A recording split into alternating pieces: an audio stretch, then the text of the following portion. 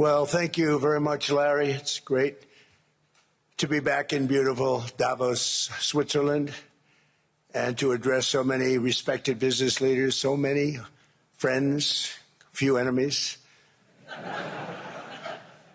and all of the distinguished guests. It's a who's who, I will say that. I've come to this year's World Economic Forum with truly phenomenal news from America. Yesterday marked the one-year anniversary of my inauguration, and today, after 12 months back in the White House, our economy is booming, growth is exploding, productivity is surging, investment is soaring, incomes are rising,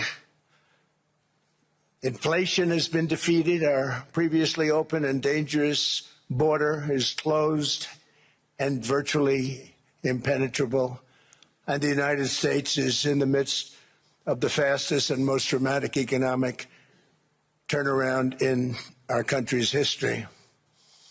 Under the Biden administration, America was plagued by the nightmare of stagflation, meaning low growth and high inflation, a recipe for misery, failure, and decline. But now, after just 1 year of my policies, we are witnessing the exact opposite: virtually no inflation and extraordinarily high economic growth. Growth like, I believe, you'll see very shortly, our country has never seen before, perhaps no country has ever seen before. Over the past 3 months, core inflation has been just 1.6%. Meanwhile, fourth quarter growth is projected to be 5.4%, far greater than anybody other than myself and a few others had predicted. Since the election, the stock market has set 52 all-time high records. So that's in 1 year, 52 records, adding $9 trillion in value to retirement accounts, 401ks, and people's savings. People are doing very well. They're very happy with me. Since my inauguration, we've lifted more than 1.2 million people off of food stamps, and after 4 years in which Biden secured less than $1 trillion of new investment in our country. Think of that, $1 trillion, substantially less than that. In 4 years, we've secured commitments for a record-breaking $18 trillion, and we think when the final numbers come out, they'll be closer to $20 trillion of investment. That's never been done by any country at any time, not even close. Just over 1 year ago, under the radical left Democrats, we were a dead country. Now we are the hottest country anywhere in the world. In fact, the United States economy is on pace to grow at double the rate that was projected by the IMF just last April. And with my growth and tariff policies, it should be much higher. I really believe we can be much higher than that. And this is all great news, and it's great for all nations. The USA is the economic engine on the planet, and when America booms, the entire world booms. It's been the history. When it goes bad, it goes bad. You all follow us down, and you follow us up, and we're at a point that I don't believe we've ever been. I never thought we could do it this quickly. My biggest surprise is I thought it would take more than a year, maybe like a year and 1 month.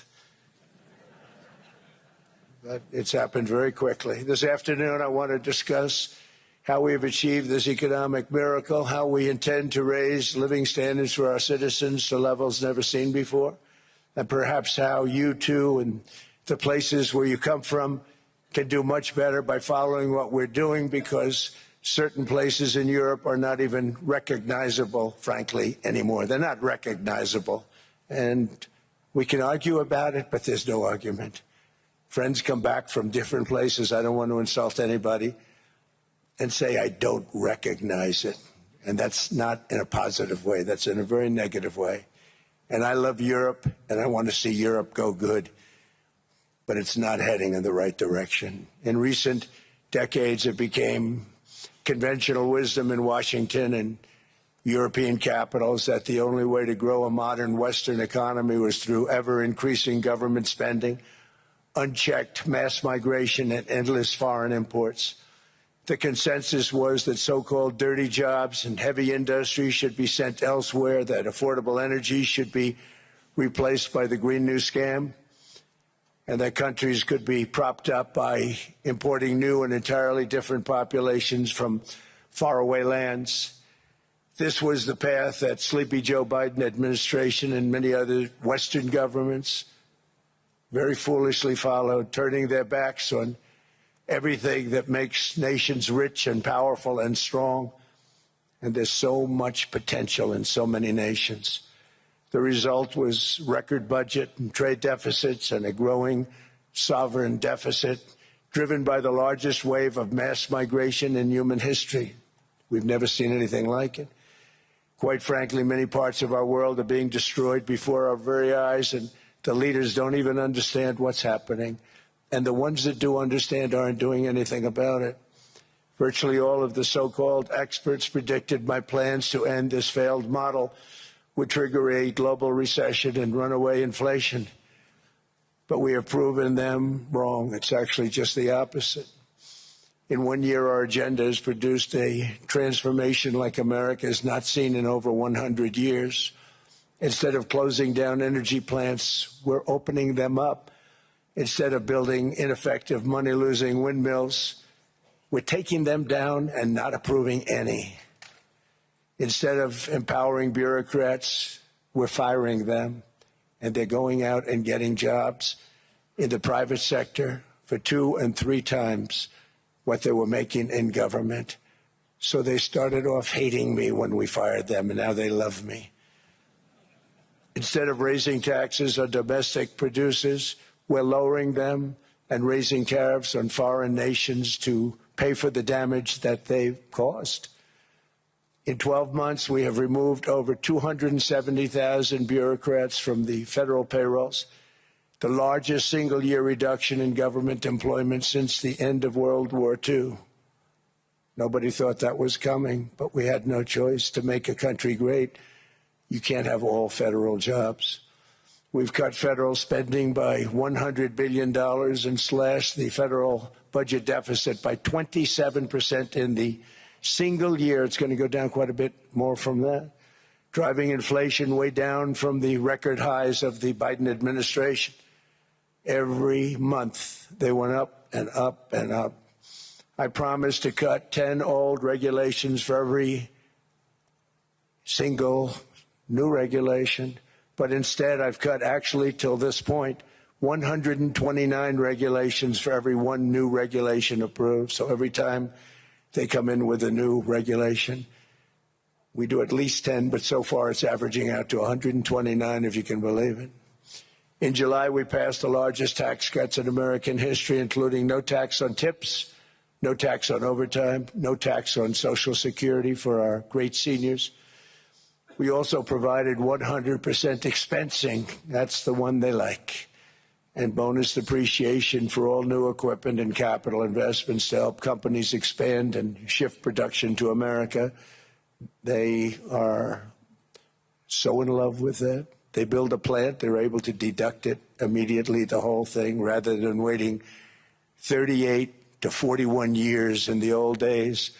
This is a miracle taking place. Nobody thought it would ever be done by any country, but it's done by us. It was what made my first term the most successful 4-year term that we've ever had from a financial standpoint. And now we've upped it. This is a 10-year program, not a 1-year program. But you're allowed to deduct everything in 1 year. It used to be 38 to 41 years.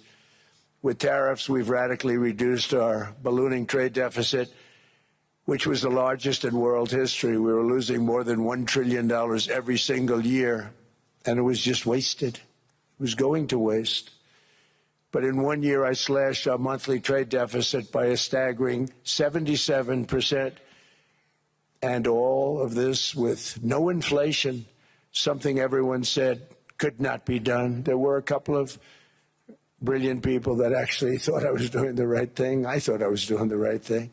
Now they all think I'm doing the right thing because they can't believe the numbers. American exports are now up by more than $150 billion. Domestic steel production is up by 300,000 tons a month, and it's doubling over the next 4 months. It's doubling and tripling, and we have steel plants being built all over the country. Nobody thought they'd see that.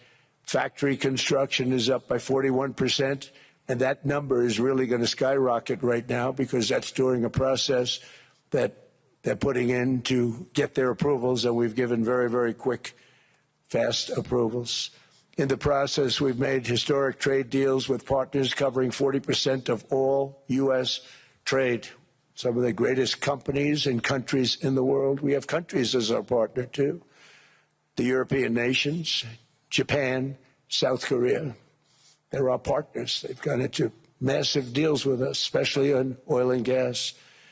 And these agreements raise growth and cause stock markets to boom, not only in the U.S., but virtually every country that came to make a deal, because, as you've learned, when the United States goes up, you follow.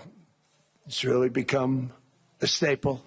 In America, I've stopped the nation-wrecking energy policies that drive up prices while sending jobs and factories to the world's worst polluters. They are indeed polluters. Under sleepy Joe Biden, new domestic oil and gas leases fell by 95%. Think of that. And they wonder, why was gasoline going up so fast? The gasoline actually topped $5 a gallon, and some places $7 a gallon, and more than 100 major power plants were violently shut down by incompetent people that had no idea what the hell they were doing. Under my leadership, U.S. natural gas production is at an all-time high by far. U.S. oil production is up by 730,000 barrels a day, and last week we picked up 50 million barrels from Venezuela alone.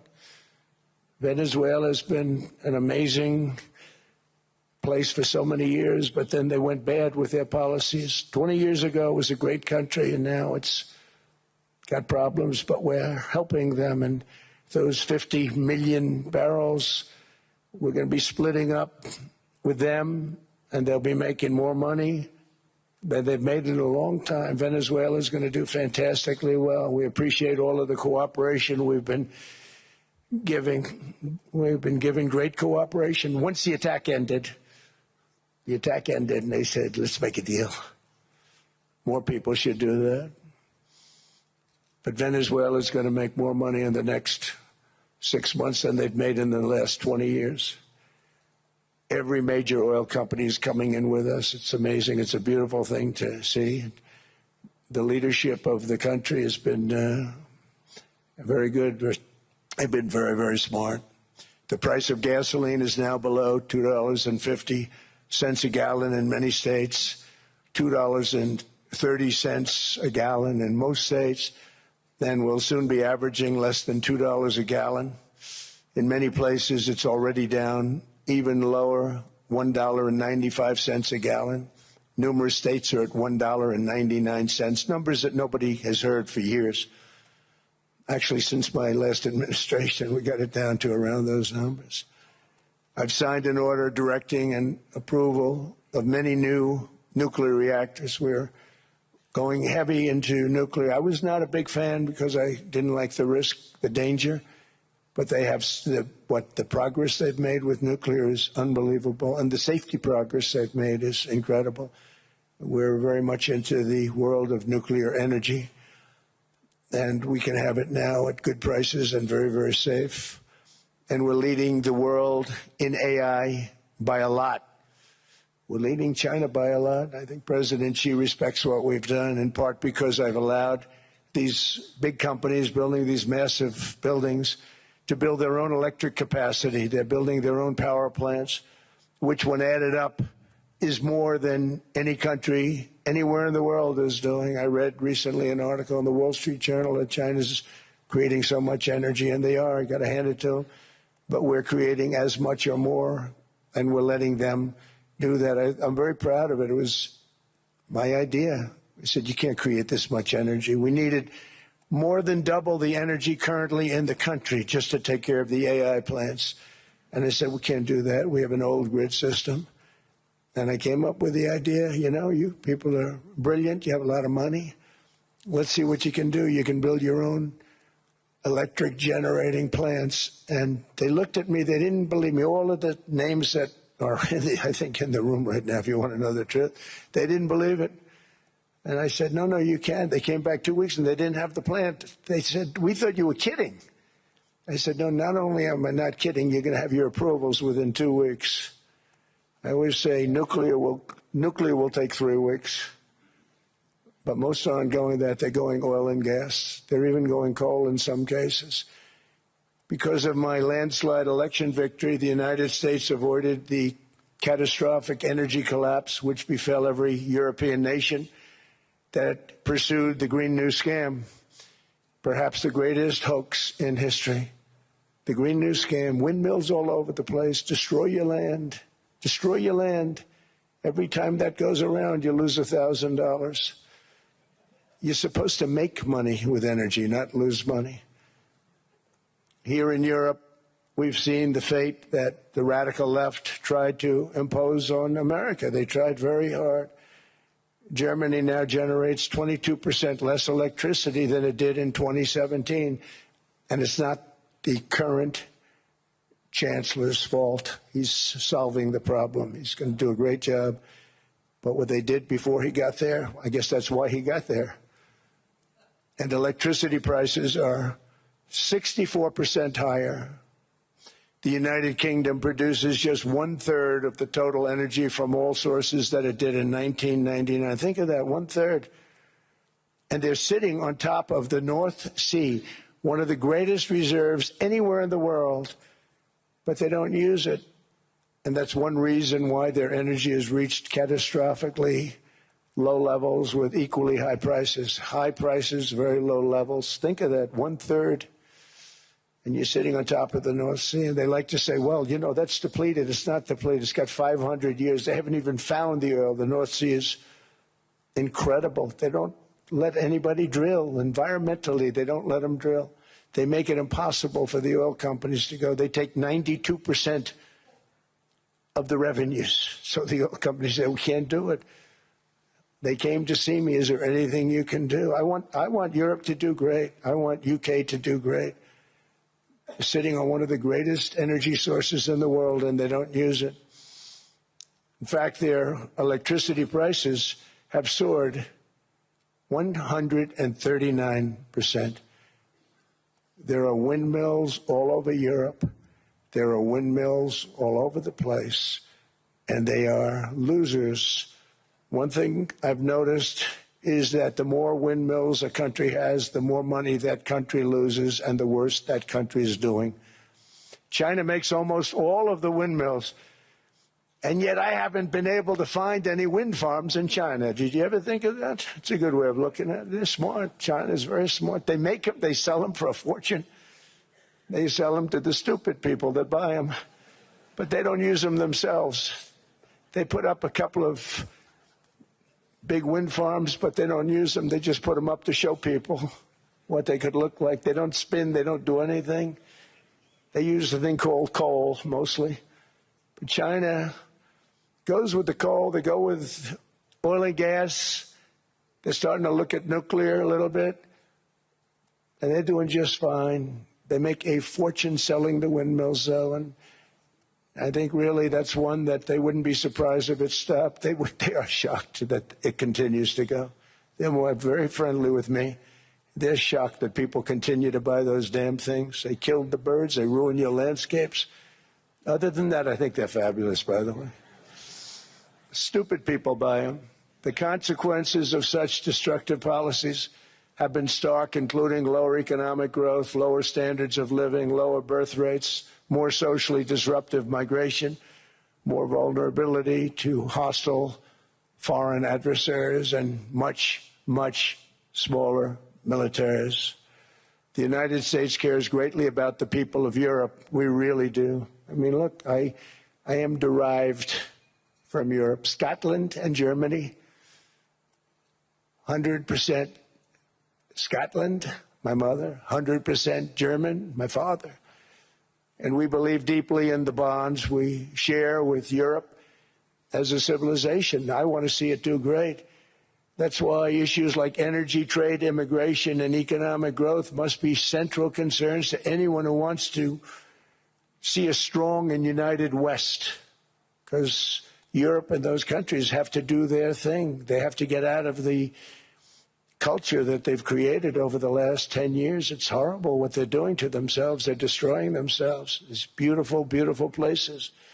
We want strong allies, not seriously weakened ones. We want Europe to be strong. Ultimately, these are matters of national security, and perhaps no current issue makes the situation more clear than what's currently going on with Greenland. Would you like me to say a few words of Greenland? I was going to leave it out of the speech, but I think I would have been reviewed very negatively. I have tremendous respect for both the people of Greenland and the people of Denmark, tremendous respect. But every NATO ally has an obligation to be able to defend their own territory. And the fact is, no nation or group of nations is in any position to be able to secure Greenland other than the United States. We're a great power, much greater than people even understand. I think they found that out 2 weeks ago in Venezuela. We saw this in World War II, when Denmark fell to Germany after just 6 hours of fighting and was totally unable to defend either itself or Greenland. So the United States was then compelled, we did it, we felt an obligation to do it, to send our own forces to hold the Greenland territory. And hold it we did, at great cost and expense. They didn't have a chance of getting on it, and they tried. Denmark knows that. We literally set up bases on Greenland for Denmark. We fought for Denmark. We weren't fighting for anyone else. We were fighting to save it for Denmark. Big, beautiful piece of ice. It's hard to call it land. It's a big piece of ice. But we saved Greenland and successfully prevented our enemies from gaining a foothold in our hemisphere. So we did it for ourselves also. And then after the war, which we won it big. Without us, right now you'd all be speaking German and a little Japanese, perhaps. After the war, we gave Greenland back to Denmark. How stupid were we to do that? But we did it. But we gave it back. But how ungrateful are they now? So now our country and the world face much greater risks than it did ever before because of missiles, because of nuclear, because of weapons of warfare that I can't even talk about. 2 weeks ago, they saw weapons that nobody ever heard of. They weren't able to fire one shot at us. They said, what happened? Everything was discombobulated. They said, we've got them in our sights. Press the trigger, and nothing happened. No anti-aircraft missiles went up. There was one that went up about 30 feet and crashed down right next to the people that sent it. They said, what the hell is going on? Those defensive systems were made by Russia and by China. So they're going to go back to the drawing boards, I guess. Greenland is a vast, almost entirely uninhabited and undeveloped territory. It's sitting undefended in a key strategic location between the United States, Russia, and China. That's exactly where it is, right smack in the middle. Wasn't important nearly when we gave it back. You know, when we gave it back, it wasn't the same as it is now. It's not important for any other reason, you know, everyone talks about the minerals. There's so many places. There's no rare earth, no such thing as rare earth. There's rare processing, but there's so much rare earth. And to get to this rare earth, you got to go through hundreds of feet of ice. That's not the reason we need it. We need it for strategic national security and international security. This enormous unsecured island is actually part of North America, on the northern frontier of the Western Hemisphere. That's our territory. It is therefore a core national security interest of the United States of America. And in fact, it's been our policy for hundreds of years to prevent outside threats from entering our hemisphere, and we've done it very successfully. We've never been stronger than we are now. That's why American presidents have sought to purchase Greenland for nearly 2 centuries. You know, for 2 centuries they've been trying to do it. They should have kept it after World War II, but they had a different president. That's all right. People think differently. Much more necessary now than it was at that time, however. In 2019, Denmark said that they would spend over $200 million to strengthen Greenland's defenses. But as you know, they spent less than 1% of that amount. 1%. There's no sign of Denmark there. And I say that with great respect for Denmark, whose people I love, whose leaders are very good. It's the United States alone that can protect this giant mass of land, this giant piece of ice, develop it and improve it and make it so that it's good for Europe and safe for Europe and good for us. And that's the reason I'm seeking immediate negotiations to once again discuss the acquisition of Greenland by the United States, just as we have acquired many other territories throughout our history, as many of the European nations have. They've acquired. There's nothing wrong with it. Many of them, some went in reverse, actually, if you look. Some had great, vast wealth, great, vast lands all over the world. They went in reverse. They're stuck back where they started. That happens too. But some grow. But this would not be a threat to NATO. This would greatly enhance the security of the entire alliance, the NATO alliance. The United States is treated very unfairly by NATO. I want to tell you that. And when you think about it, nobody can dispute it. We give so much and we get so little in return. And I've been a critic of NATO for many years. And yet I've done more to help NATO than any other president by far, than any other person. You wouldn't have NATO if I didn't get involved in my first term. The war with Ukraine is an example. We are thousands of miles away, separated by a giant ocean.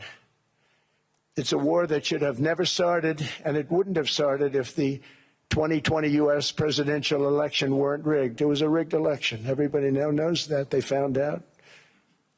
People will soon be prosecuted for what they did.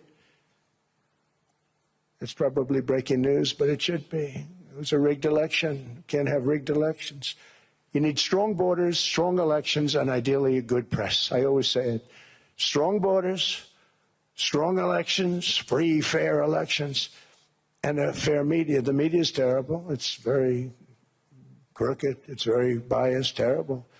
But someday it'll straighten out because it's losing all credibility. Think of it.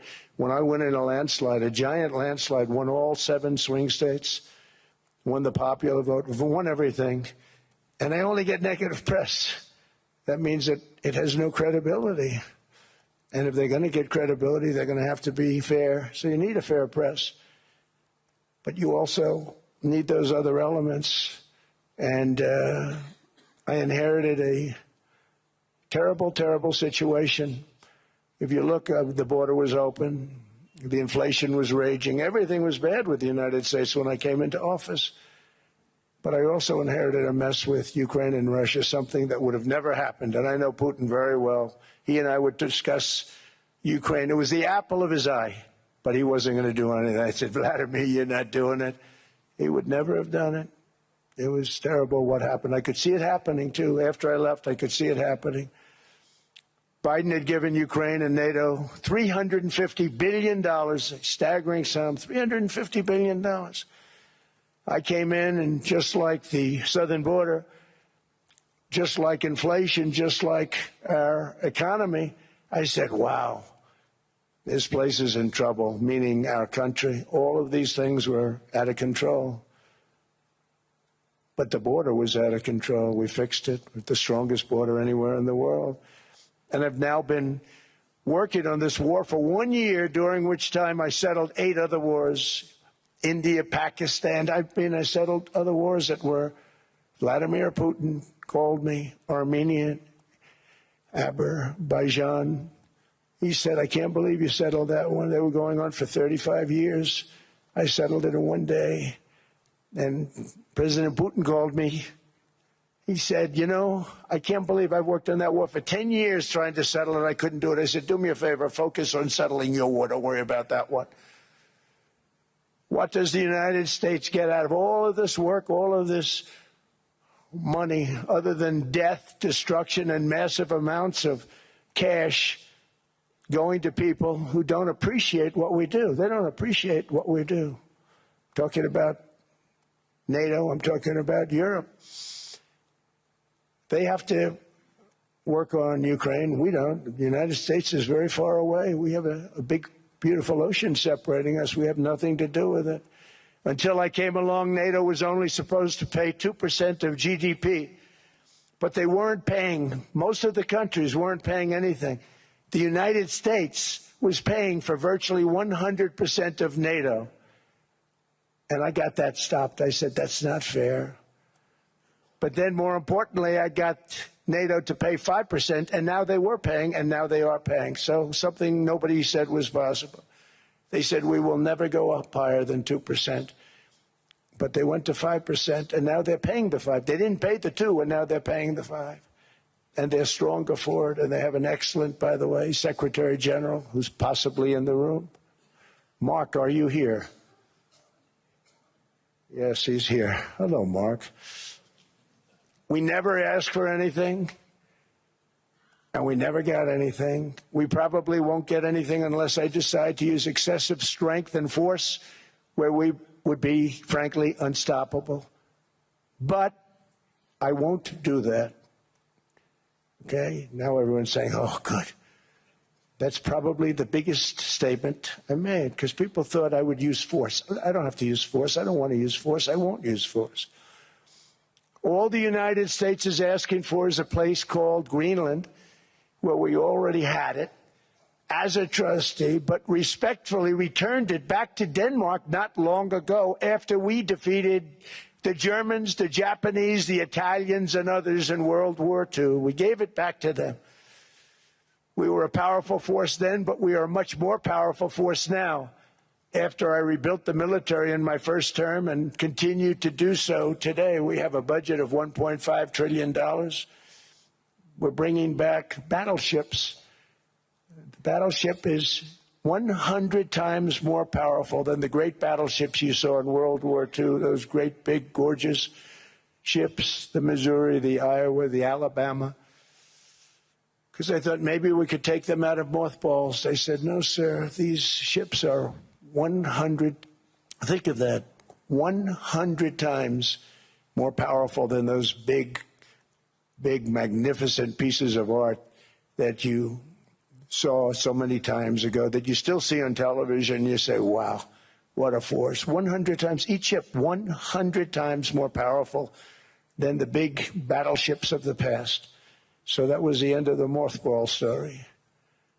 So what we have gotten out of NATO is nothing except to protect Europe from the Soviet Union and now Russia. I mean, we've helped them for so many years. We've never gotten anything, except we pay for NATO. And we paid for many years until I came along. We paid for, in my opinion, 100% of NATO because they weren't paying their bills. And all we're asking for is to get Greenland, including right title and ownership, because you need the ownership to defend it. You can't defend it on a lease. Number one, legally it's not defensible that way, totally. And number two, psychologically, who the hell wants to defend a license agreement or a lease, which is a large piece of ice in the middle of the ocean where if there is a war, much of the action will take place on that piece of ice. Think of it. Those missiles would be flying right over the center of that piece of ice. All we want from Denmark for national and international security and to keep our very energetic and dangerous potential enemies at bay is this land on which we're going to build the greatest golden dome ever built. We're building a golden dome that's going to, just by its very nature, going to be defending Canada. Canada gets a lot of freebies from us, by the way. They should be grateful also, but they're not. I watched your Prime Minister yesterday. He wasn't so grateful. But they should be grateful to us. Canada lives because of the United States. Remember that, Mark, the next time you make your statements.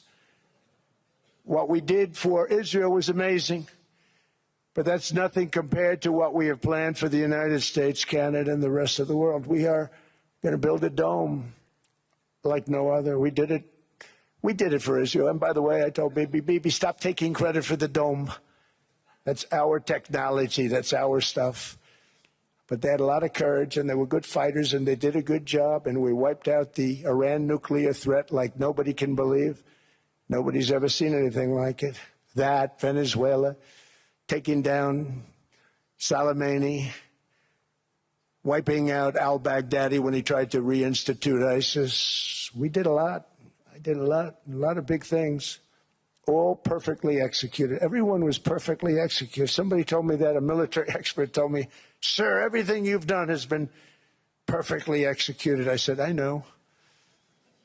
So other presidents have spent, whether foolishly or not, trillions and trillions of dollars on NATO and gotten absolutely nothing in return. We've never asked for anything.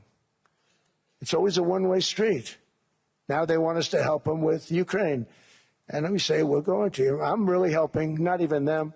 I want to see, last week, if you saw, it was 10,000 soldiers, but last month it was 31,000 soldiers died. 31,000. That's this room times, the number of people in this room times 30. Think of it. 30,000 soldiers died in 1 month. The month before it was 27,000. The month before that it was 28,000. The month before that it was 25,000. It's a bloodbath over there. And that's what I want to stop. It doesn't help the United States, but these are souls. These are young people. Look like you, look like some of you right in the front row. They go to war. Their parents are so proud. Oh, there he goes, comes back. 2 weeks later, they get a call, your son's head's been blown off. I want to stop it. It's a horrible war. It's the worst since World War II. They keep going. They'll exceed World War II. The numbers are staggering, how many people they've lost. They don't want to talk about it. Ukraine and Russia lost just tremendous amounts. And I'm dealing with President Putin, and he wants to make a deal, I believe. I'm dealing with President Zelensky, and I think he wants to make a deal. I'm meeting him today. He might be in the audience right now. But they got to get that war stopped because too many people are dying, needlessly dying. Too many souls are being lost. It's the only reason I'm interested in doing it. But in doing it, I'm helping Europe, I'm helping NATO, and I've until the last few days when I told them about Iceland, they loved me.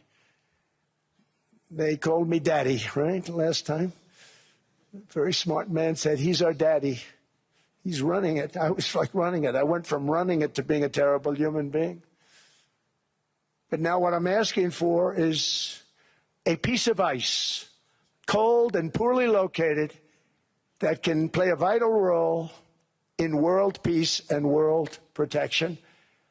It's a very small ask compared to what we have given them for many, many decades. But the problem with NATO is that we'll be there for them 100%.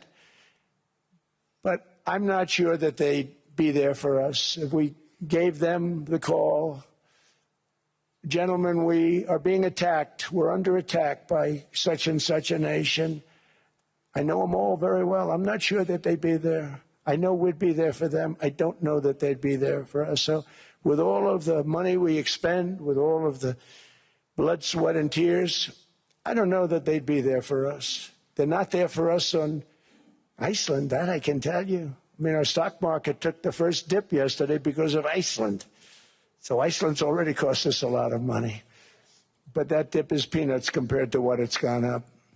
And we have an unbelievable future in that stock. That stock market is going to be doubled. We're going to hit 50,000, and that stock market's going to double in a relatively short period of time because of everything that's happening. But this is a good example. After giving NATO and European nations trillions and trillions of dollars in defense, they buy our weapons. We make the greatest weapons in the world, but now we're going to make them faster, much faster. You saw that. I put a cap on the salaries. Then I put no buybacks, no stock buybacks, no various other things that they were doing. I mean, they were making $50 million, but it would take them 3 years to give you a Patriot missile. I said, that's not good. My chauffeur can do a better job than that, and he makes slightly less than 50. They make big salaries. If they're going to make those big salaries, they're going to have to produce a lot faster. The good news is we have the greatest equipment in the world. Now we're going to start making it a lot faster. They're going to build additional plants.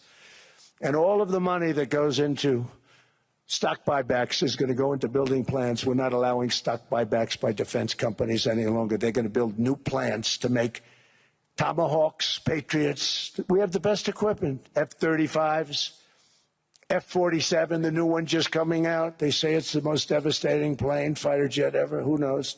They called it 47. If I don't like it, I'm going to take the 47 off it. I wonder why they called it 47. We'll have to think about that. But if I don't like it, I'm going to take that 47 off. But it's supposed to be the Stage 6. It's supposed to be the first Stage 6 plane, undetectable, like our B-2 bombers were undetectable. They flew right over Iran. They were undetectable. And they did their job, and they got the hell out of there. So we want a piece of ice for world protection, and they won't give it. We've never asked for anything else, and we could have kept that piece of land, and we didn't. So they have a choice. You can say yes, and we will be very appreciative, or you can say no, and we will remember. A strong and secure America means a strong NATO, and that's one reason why I'm working every day to ensure our military is very powerful, our borders are very strong, and above all, our economy is strong because national security requires economic security and economic prosperity, and we have the greatest that we've ever had. Biden and his allies destroyed our economy and gave us perhaps the worst inflation in American history. They say 48 years, I say forever, but I think 48 years is the equivalent to forever. Whether it's 48 years or ever, it's terrible, costing the typical family $33,000. What they did to this country should never, ever be forgotten. It's early, but he has to be rated as the worst president we've ever had by far. The auto pen did much of the damage. The auto pen, he was the auto pen president, because I don't believe a sane president would have ever signed the kind of things that he signed. But now grocery prices, energy prices, airfares, mortgage rates, rent, and car payments are all coming down, and they're coming down fast. We inherited a mess, but we've done a hell of a job in 12 months. Under my most favored nation policy for drug prices, the cost of prescription drugs is coming down by up to 90%, depending on the way you calculate. You could also say 5, 6, 7, 800%. There are two ways of figuring that. But we have a favored nations policy that every president wanted, no president was able to get. I got it, and other nations approved it. And I had to use tariffs in order to get it because they said, no way. In other words, a pill that costs 10% in London costs $130. Think it costs $10 in London, costs $130 in New York or in Los Angeles. And I'd say, boy, that's bad. Friends of mine would say, you know, we go to London, you can buy the stuff for nothing. We go all over the world, we can buy it for nothing. Because basically America was subsidizing every nation in the world because presidents allowed them to get away with it. It became very tough. So when I called up Emmanuel Macron, I watched him yesterday with those beautiful sunglasses. What the hell happened? But I watched him sort of be tough. But he was at $10 for a pill. And I said, Emmanuel, and I have all the big pharmaceutical companies are in total agreement. It wasn't easy, by the way. They're tough, smart. They've been getting away with the scam for a long time. But they gave it up. But they said, you'll never get the countries to approve it. I said, why is that? Because they won't. They always said, we're not paying any more. Get the rest for the United States. So over the years, they stayed the same. We just went up, up, up. And I mean, we would pay 13, 14, 15 times more than some certain countries would. So I said, no, they'll approve it 100%. Sir, you'll never get them to approve it. I said, I guarantee you. But I actually started with Emmanuel, who probably is in the room too. And I like him. I actually like him. Hard to believe, isn't it? And I said, Emmanuel, you're going to have to lift the price of that pill to $20, maybe $30. Think of that. That means it's a doubling of prescription drugs. Might be a tripling, might be a quadrupling. It's not easy. No, no, no, Donald, I will not do that. I said, yes, you will, 100%. He said, no, no, no. You're asking me to double. I said, Emmanuel, you've been taking advantage of the United States for 30 years with prescription drugs. You really should do it, and you will do it. I have no doubt. In fact, I am 100% sure you're going to. No, no, no, I will not do it. Because, yes, in all fairness to him, he has to double or triple. Because the world being a bigger place than the United States, it's not that you meet in the middle. You just have to go up some, and we come down a lot. They go up a little, we come down a lot. So we're at $130, they're at 10. So they may have to go to 20 or 30. No more than that. I said, Emmanuel, you're going to be doubling or tripling? No, no, no. I said, here's the story, Emmanuel. The answer is you're going to do it. You're going to do it fast. And if you don't, I'm putting a 25% tariff on everything that you sell into the United States and a 100% tariff on your wines and champagnes. And that's about 10 times more than what I'm requesting. And you're going to do it. I don't want to go public with it, but you may make me do that. No, no, Donald, I will do it. I will do it.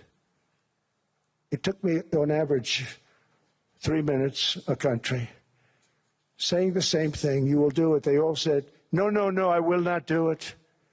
You're asking me to double the cost of prescription. I said, that's right, because you've been screwing us for 30 years.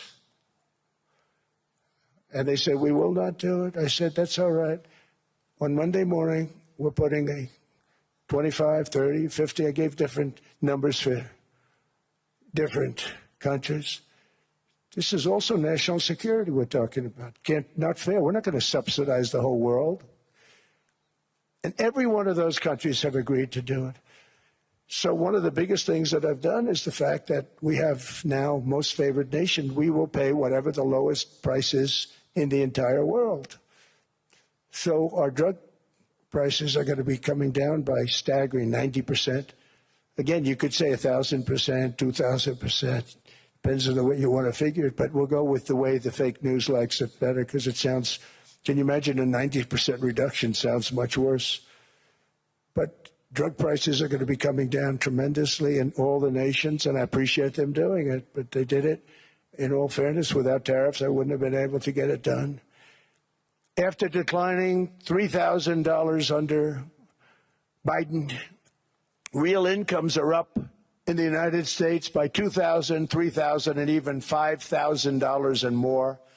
Home ownership has always been a symbol of health and vigor of American society, but that goal fell out of reach for millions and millions of people in the Biden era because interest rates went up so high. Today, I'm taking action to bring back this bedrock of the American dream. In recent years, Wall Street giants and institutional investment firms, many of you are here, many of you are good friends of mine, many of you are supporters. Sorry to do this, Joe, I'm so sorry. But you've driven up housing prices by purchasing hundreds of thousands of single-family homes, and it's been a great investment for them. Often as much as 10% of houses on the market. You know, the crazy thing is a person can't get depreciation on a house, but when a corporation buys it, they get depreciation. Okay, that's something we're going to have to think about, too. I don't know if too many people think about that. You buy a corporation, they buy 500 houses.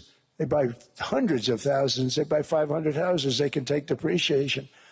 A person sweats and works and buys one house they can't. But homes are built for people, not for corporations, and America will not become a nation of renters. We're not going to do that. That's why I have signed an executive order banning large institutional investors from buying single-family homes. It's just not fair to the public. They're not able to buy a house. And I'm calling on Congress to pass that ban into permanent law, and I think they will. One of the biggest barriers to saving for a down payment has been surging credit card debt. The profit margin for credit card companies now exceeds 50%, one of the biggest.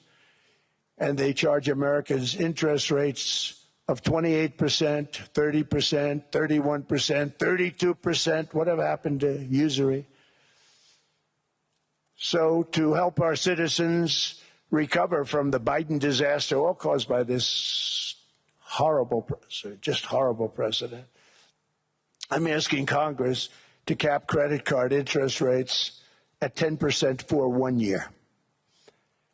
And this will help millions of Americans save for a home. They have no idea they're paying 28%. They go out there a little late in their payment and they end up losing their house. It's terrible.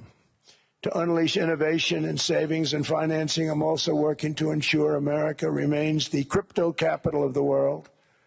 And to that end, last year I signed the landmark Genius Act into law. Now Congress is working very hard on crypto market structure legislation, Bitcoin, all of them, which I hope to sign very soon, unlocking new pathways for Americans to reach financial freedom. And I did it for two reasons. Number one, I thought it was politically good, and it was. I got tremendous political support. But more importantly, China wanted that market too. It's just like they want the AI. And we've got that market, I think, pretty well locked up. If I didn't do it, Biden was totally against it until before the election when they realized that, there were millions of people voting against him over crypto. And all of a sudden they loved it very much, but it was too late. They blew it.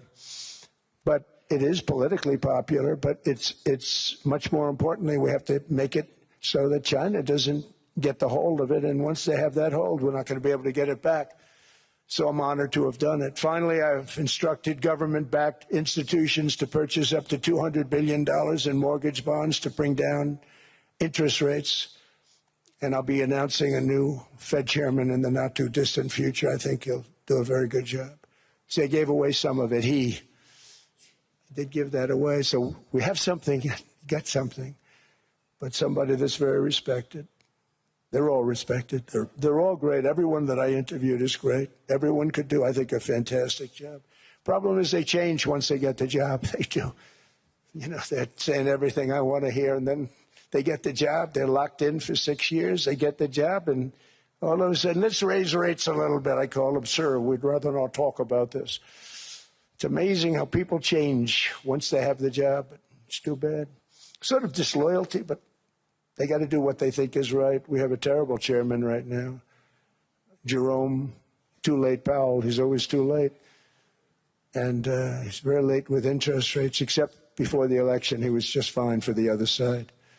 So we're going to have somebody that's great, and we hope he does the right job.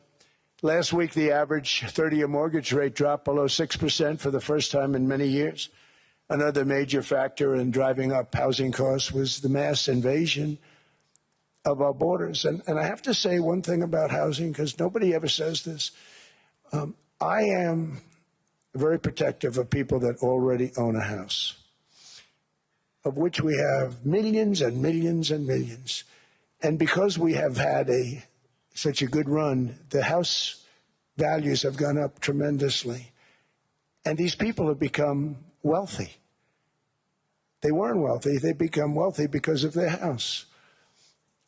And every time you make it more and more and more affordable for somebody to buy a house cheaply, you're actually hurting the value of those houses, obviously, because the one thing works in tandem with the other.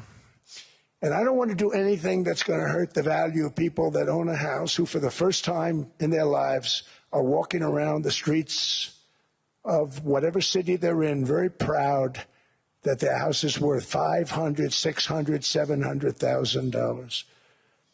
Now, if I want to really crush the housing market, I could do that so fast, and people could buy houses, but you would destroy a lot of people that already have houses. In some cases, they've mortgaged their house, and the mortgage would be very low, and all of a sudden the mortgage without any changes becomes very high, and they end up losing the house.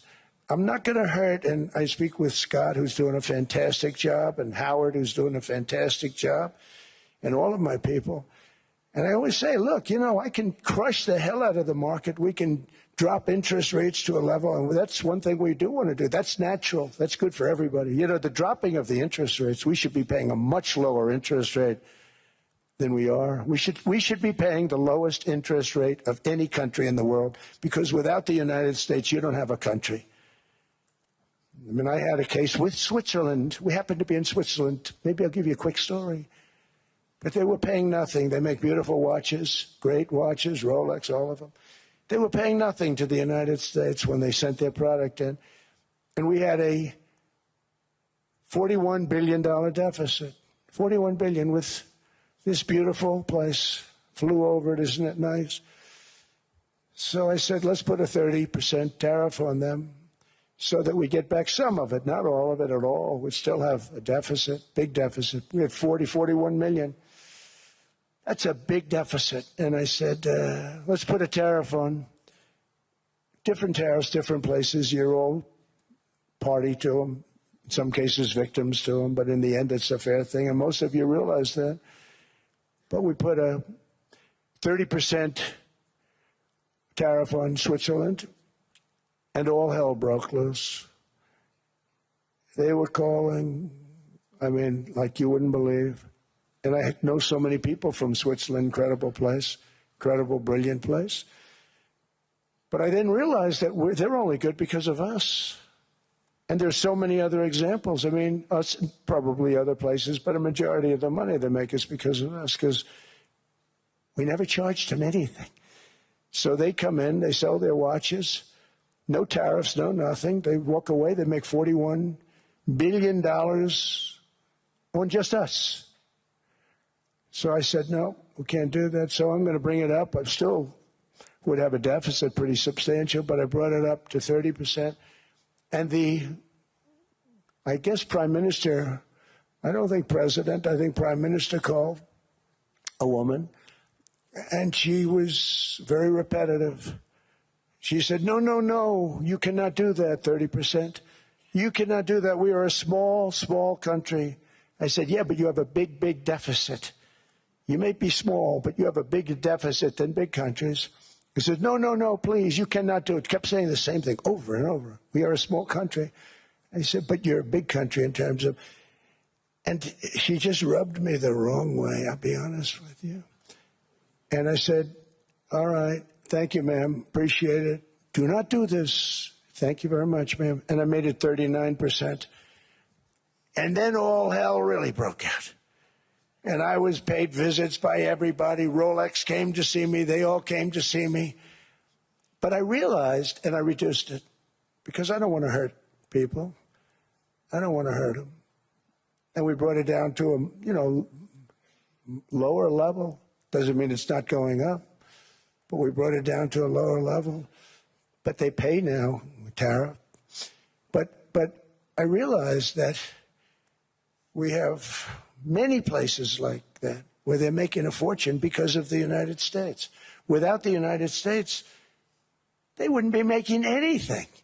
Think of it. Switzerland made $41 billion on us. And as she said, it's a small place.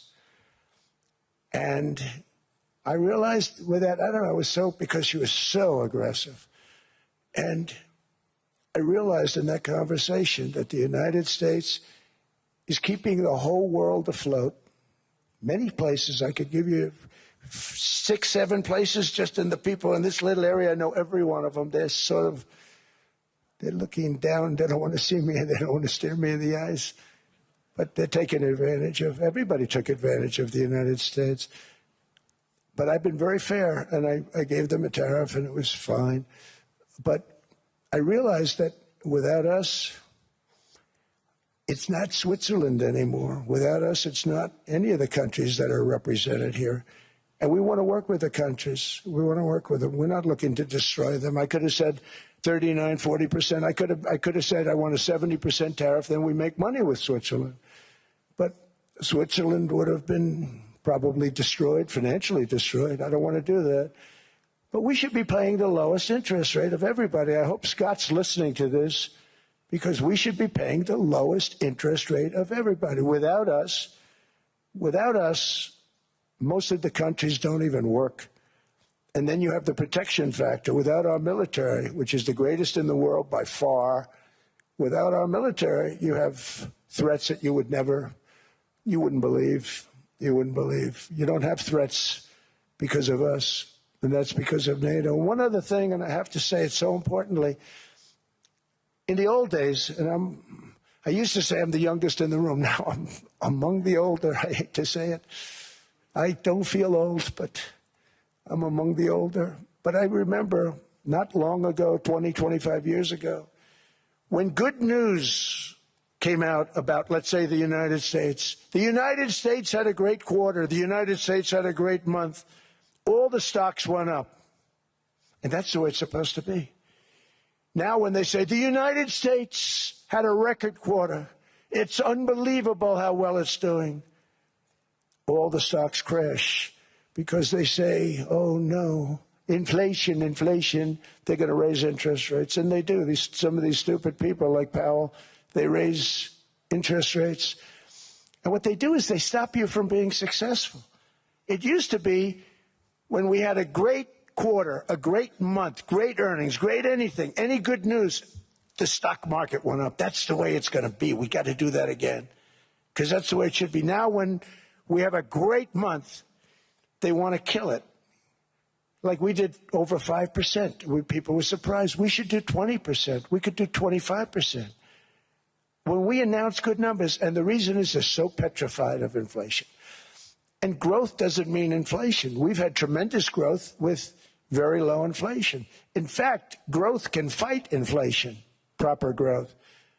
So we want to get back to the days when we announce great numbers, because we're going to be announcing phenomenal. You know, all these factories that are being built at record, thousands of businesses are being built right now. Remember, $18 trillion is invested. I think the second number is 3. And that was China many years ago. Investments in the country from outside. 18 trillion, nobody's ever seen. And that's money coming in and building things, factories. Thousands of businesses are being built, thousands. Hundreds of big factories, car plants are moving back to the United States. They're coming in from Canada, they're coming in from Mexico, from Japan. Japan's coming in and building plants here in order to avoid tariffs. They're coming in from China. They're coming in from all over the world. We have more plants being built now, car plants, than we've ever had built, even in the heyday from the 1940s and 50s. And they're bigger. They don't use renovations anymore where they take an old plant, they rip it down, they build a brand new plant, super modern plant. But it's happening at levels that nobody's ever seen. In 2024, the U.S. built less than 2 million new homes, but Biden admitted more than 8 million new migrants. And those days are over. In 2025, for the first time in 50 years, the United States had reverse migration. Boy, that was nice. And these were criminals that were being taken out of our country because they allowed people to come into our country from jails, from gangs, drug dealers, murderers. 11,888 murderers. We've gotten most of them out. And then ICE gets beat up by stupid people from leadership in Minnesota. We actually are helping Minnesota so much, but they don't appreciate it. Most places do. You know, Washington, D.C. is the safest place now in the United States. It was a very dangerous place to walk, and now you can walk with your wife, your kids, right through the middle of the city. Right now, Washington, D.C. is as safe as it gets. It was one of the most unsafe. I had to admit, we sent in the military, the National Guard. Within 2 months, it was great. Within 3 months, it's like a really great place and a safe place and a beautiful place. It's even been cleaned up. The graffiti's gone. The fences are gone. We don't have to worry about fences anymore. All of the places, the grasses are cut. and replaced with new grass in many cases. It's all going to happen in the spring. But Washington and D.C. is beautiful again, and it's safe. New restaurants are opening up. They're all closing. Now you can't get into a restaurant. Restaurants in Washington, D.C. are all opening. Memphis also, Memphis, Tennessee, New Orleans, Louisiana. We're there for 3 weeks. We've cut the crime down by 64% within another month. We'll have virtually no crime there. We can do that all over. We're going to help the people in California. We want to have no crime. I know Gavin was here. I used to get along so great with Gavin when I was president. Gavin's a good guy. And we're going to, if he needed it, I would do it in a heartbeat. I'd love to see. We did help them a lot in Los Angeles, a lot with the early in my term when they had some problems. But we would love to do it. I will say this, if I were a Democrat governor or whatever, I would call up Trump. I'd say, come on in, make us look good. Because we're cutting crime down to nothing. And we're taking people out, career criminals, who are only going to do bad things, and we're bringing them back to their countries. But where we've done it, it's been amazing. And we have a capacity to do it at much greater levels. We're cutting illegal aliens off welfare and other government benefits, and I have directed that starting immediately, there will be no more payments to sanctuary cities because they are really just sanctuaries for criminals. They're really protecting criminals, and those are the ones we have to get out of the country. Murderers, drug dealers, the mentally insane. They emptied their mental institutions into the United States. And despite that, we have the lowest crime numbers that we've ever had in the history of the country. Just came out. But equally importantly, we're cracking down on more than $19 billion in fraud that was stolen by Somalian bandits. Can you believe that Somalia? They turned out to be higher IQ than we thought. I always say these are low IQ people. How did they go into Minnesota and steal all that money? And we have, you know, they're pirates. They're good pirates, right? But we shoot them out of the water just like we shoot the drug boats out. They're not pirating too many boats lately, do you notice? When they go out into those boats, they want to take over a $1.5 billion tanker loaded up with oil, and they say, we're going to blow up your boat. They have powerful weapons. You hit the side of the boat, you blow the whole thing up. The insurance companies are petrified, so they say, just give them the boat. We'll give them money instead. And I don't do that. We blow them right the hell out of the water. We see them going out, we blow them out of the water. We don't have any pirates so much anymore. If we do, they won't be there long. We've cut down with the hitting of the boats that are loaded up with drugs, including submarines. Can you believe they actually buy small, they call mini subs, very fast. They're meant for drugs. We've knocked out 2 of them. The Democrats say they were fishing. You have ruined somebody's fishing weekend. I would say a submarine is not a fishing boat. You don't fish. But we've knocked down drugs by water, the oceans, the sea, by 97.2%. Think of that. And I actually say, who the hell are the 3%? Because I would not want to be piloting one of those boats. We knocked them down, and now we're going to start on land. We're going to knock it all out.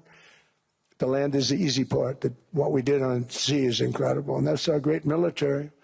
The situation in Minnesota reminds us that the West cannot mass import foreign cultures which have failed to ever build a successful society of their own. I mean, we're taking people from Somalia, and Somalia is a failed, it's not a nation. Got no government, got no police, got no military, got no nothing. And then we have this fake congressperson who they just reported is worth $30 million. You believe this? Ilhan Omar, talking about the Constitution that provides me. She comes from a country that's not a country. And she's telling us how to run America. Not going to get away with it much longer, let me tell you. The explosion of prosperity and conclusion and progress that built the West did not come from our tax codes. It ultimately came from our very special culture.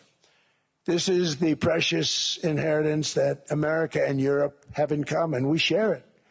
We share it, but we have to keep it strong. We have to become stronger, more successful, and more prosperous than ever. We have to defend that culture and rediscover the spirit that lifted the West from the depths of the Dark Ages to the pinnacle of human achievement.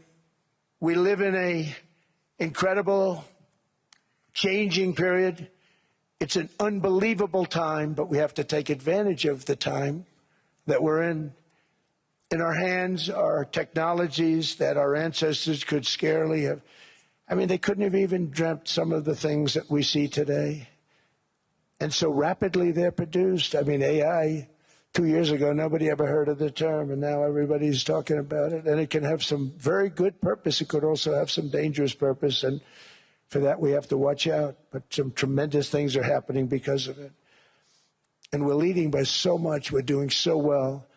But opportunities that are bigger and grander than ever before in human history are right before us.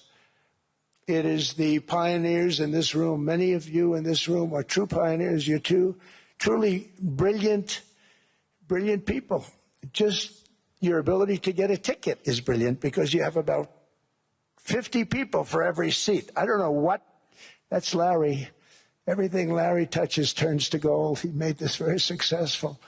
But you're in this room, and some of you are the greatest leaders anywhere in the world. You're the greatest brains anywhere in the world.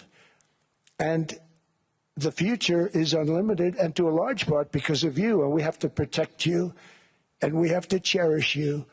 I always say we have to cherish our brilliant people because there aren't many of them.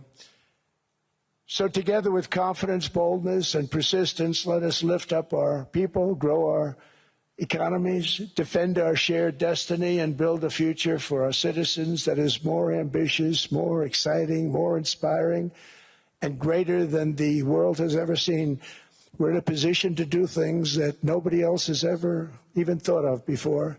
And many of the people in this room are the ones that are doing it, and I want to congratulate you, and I'm with you all the way. You can do things that nobody else can even think about. So I congratulate you on your tremendous success.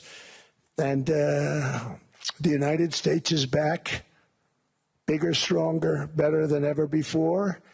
And I'll see you around. Thank you all very much. Thank you very much.